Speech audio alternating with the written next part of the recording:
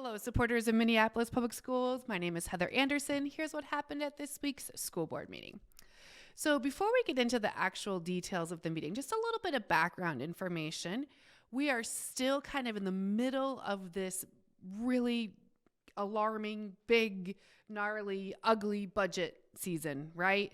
And so while nothing really happened at this school board meeting about this budget, there was still a lot of public comment from community members and parents and educators kind of advocating for the things that they feel like their school needs or wants.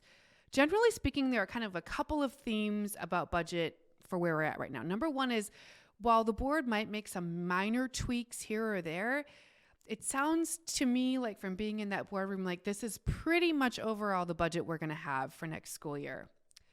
The other thing to keep in mind is that the budget might actually get opened up again, and we might have more cuts once our major bargaining units are done negotiating their contracts. So we are still in contract negotiations with the Minneapolis Federation of Teachers and our ESPs, our support professionals. And so once they come to an agreement, if that agreement kind of goes over the amount that the district budgeted for raises, then we'll have to open that up again and cut to make those raises happen. Personally, I'd love to see that happen for our educators and ESPs.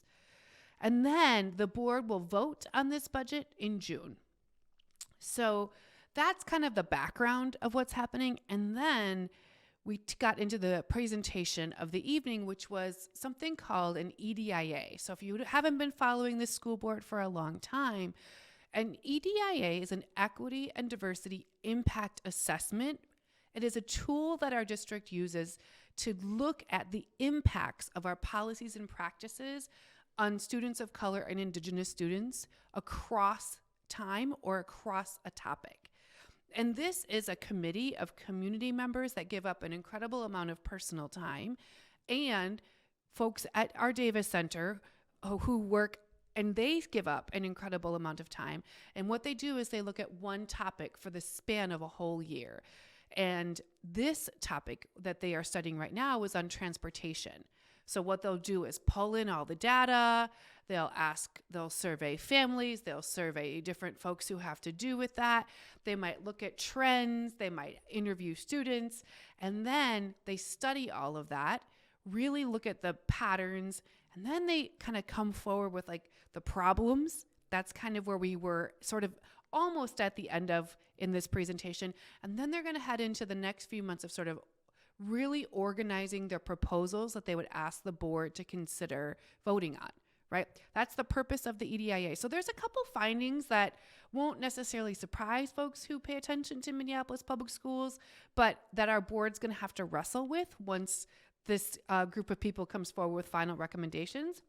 The key findings were that the apps that we use in order to that parents can look at and kids can look at to see, I think they call it Here Comes the Bus, to see where your bus is or if your bus is running late. Those apps have some flaws. They don't offer translation, and so that doesn't really help a lot of our families.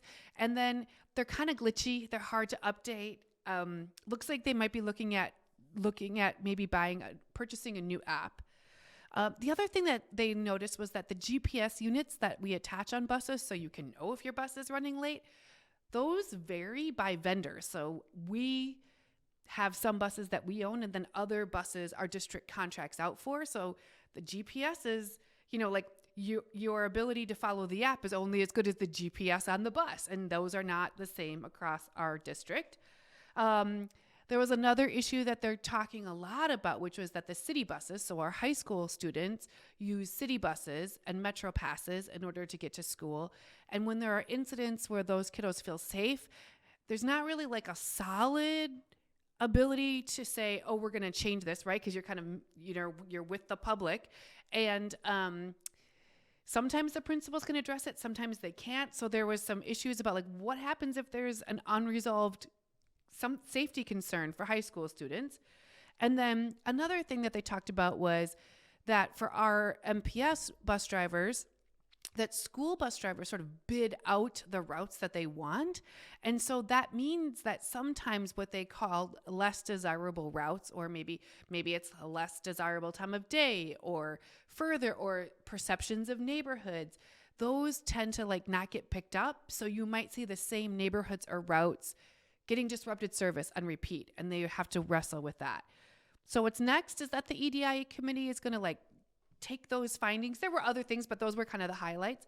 They're going to look at those, and then they're going to come back together, and then the board is going to decide, make some decisions. What I would say is like, even in this board meeting, I heard a lot of really good conversation. Like the board was directing the EDIA committee to say, only bring us apps that can be translatable. We're not interested in buying anything else. So even just the process of the board being able to see all of these concerns and gaps in our transportation system causes a different kind of conversation. So thankful to the community members and the folks at Davis who lead this work. It's really profound.